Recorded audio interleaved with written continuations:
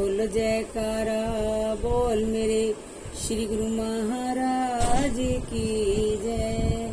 श्री सतगुरुदेव जी महाराज से अनमोल वचनों की दात को पाकर और भक्ति के गहन रहस्यों का भेद जानकर वह भक्त हृदय से आभार प्रकट करता हुआ अपने भाग्यों की सराहना करने लगा। आपने एक बार पूर्व पर श्री वचन फरमाए, मनुष्य जन्म जीव को पूर्व पुण्य सचित कर्मों से मिलता है। सौभाग्य से सत्पुरुषों के सत्संग में आने से उसे ज्ञान की रोशनी मिलती है। इससे वह अपने सर्वश्रेष्ठ मानव जीवन के महत्व और उद्देश्य को जानता है। महापुरुष सदैव यही चिताते हैं कि संसार में दुख सुख हानि लाभ मान सम्मान आदि कर्मानुसार ही मिलते हैं। कुछ कर्म फल ऐसे होते हैं जो कि पिछले कई जन्मों के किए हुए कर्मों का परिणाम होता है और कुछ वर्तमान में किए जाने पर उसका फल सामने आता है। श्री रामचरितमानस में वर्णन आता है, दुख सुख पाप पुण्य दिन राति, साधु असाधु सुजाति कुजाति। जिस प्रकार दुख सुख पाप पुण्य दिन रात, साधु असाधु सुजाति कुजाति आदि यह सभी पदार्थ ब्रह्मा की सृष्टि में है। वेद शास्त्रों ने उनके गुण दोषों का विभाग कर दिया है।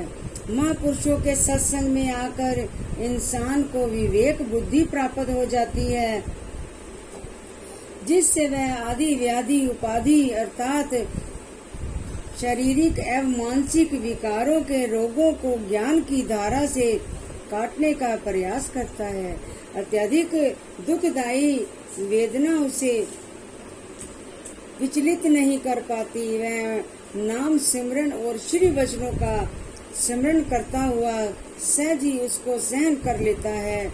तभी तो कहा जाता है कि महापुरुष सूली का कांटा बना देते हैं।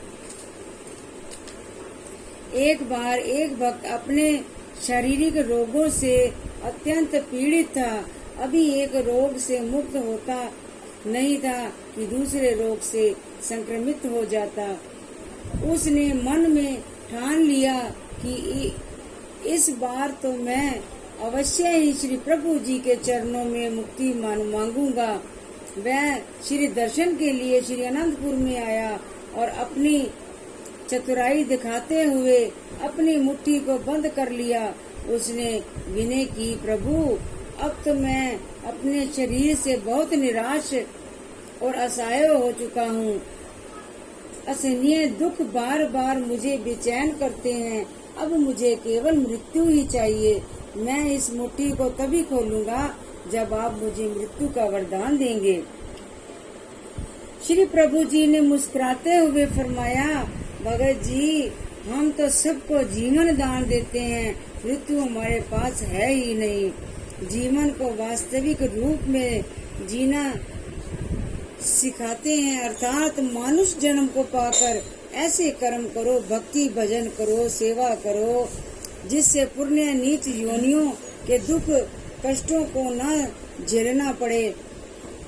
पहले भी जीव निम्न योनियों में भटक कर दुख झेल कर आया है। पुण्य यह शरीर की मृत्यु चाहता है तो इसके कर्म उस मृत्यु के साथ समाप्त नहीं होंगे। अगर यह फिर बार बार जन्म मरण के चक्कर में दुख भोगता फिरे तो इससे मानुष जन्म को पाकर क्या लाभ प्राप्त किया। महापुरुषों का संयोग करोड़ों जन्मों के पुण्य प्राप्त से मिलता है। उनके सत्संग वचनों को हृदय में धारण करो। अपना आत्म कल्याण करने के लिए सिमरन ध्यान सेवा सत्संग की तरफ अत्यधिक ध्यान दो। बस यही दुखों से मुक्त होने का एकमात्र साधन है। भगत जी ने क्षमा मांगी और श्री सतगुरुदेव जी महाराज की अपार कृपा से उसका हृदय शीतल शांत हो गया। इस प्रकार श्री अनंतपुर में श्री अमृत वचनों से सबको सरसाते और साथ साथ महान उद्देश्य को पूर्ण करने के लिए निर्माण कार्य करवाते। श्री अनंतपुर दरबार की महिमा अब देश देशांतरों में फैल चुकी थी। रूहानियत और भक्त का यह महा केंद्र संपूर्ण विश्व में विख्यात हो गया। महापुरुषों की अनमोल और दिव्य वाणियों से जगत में सर्वत्र ज्ञान का आलोक भर गया। इस दरबार की महिमा को सुनकर लोग दूर दूर से यहाँ आध्यात्मिक लाभ प्राप्त करने हेतु आने लगे। महापुरुषों के अलौकिक एवं नूरानी दर्शनों का लाभ उठाकर अपने धन्य धन्य भाग बनाने लगे। श्री दरबार की बढ़ती महिमा को सुनकर सन 1970 में लोकसभा स्पीकर श्री बलराम जाखड़ जी भी श्री दर्शन हेतु श्री अनंतपुर में आए। श्री परमहंस द्वितीय मंदिर जी में अरुणिम वेला में श्री आरती पूजा का दिव्य नजारा था। श्री प्रभु जी के दाएं बाएं और सन्यासी वस्त्रों में महात्मा जन व भाई जन बैठे थे और सामने सफेद वस्त्र धारण कर सभी भक्त व भक्तानियां अपनी अपनी तरफ बैठकर श्री दर्शन अमृत रस का पान करते हुए भाव विभोर हो श्री आरती पूजा के पद गायन कर रहे थे। यह दृश्य हर्षों से उतरा हुआ कोई अलौकिक दृश्य प्रतीत हो रहा था। आनंद भरे इस वातावरण में जाखड़ जी भी अपने सुध बुध बुलाकर तन्मयता से श्री दर्शनों का आनंद उठा रहे थे। आत्मा भक्त रस का आस्वादन कर तृप्त हो रही थी। श्री आरती पूजा के कार्यक्रम के पश्चात उनकी भेंट कुछ महात्मा जनों से हुई जो सेवा में संलग्न थे। उन्होंने एक महात्मा जी से पूछा कि आप इतनी तत्परता से सेवा में जुटे हुए हैं, क्या आपको कोई वेतन भी मिलता है? उनमें से एक महात्मा जी ने कहा, इस दरबार में निष्काम कर्म योग का पाठ पढ़ाया जाता है। हम सब यहाँ निष्काम सेवा करते हैं। हमें जो वेतन मिलता है वह दुनिया में किसी को भी नहीं मिलता होगा। हमें भक्ति की वह बहुमूल्य अनमोल संपदा मिलती है जिसकी तुलना में त्रैलोकी की सभी वस्तुएं तुच्छ हैं।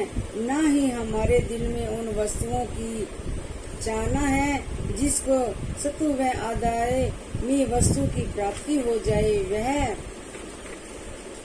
भला क्यों कर असत्य वस्तुओं की चाहना करे।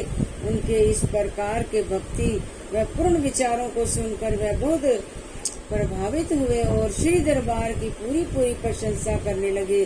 श्री अनंतपुर का काम निपटाकर वह सुखपुर अस्पताल में पहुंचे। सुखपुर में सेवा करने वाले डॉक्टरों और नर्सों के प्रसन्नचित चेहरे और उनके द्वारा रोगियों के साथ किए जाने वाले सद्व्यवहार को देखकर वह आश्चर्यचकित रह गए।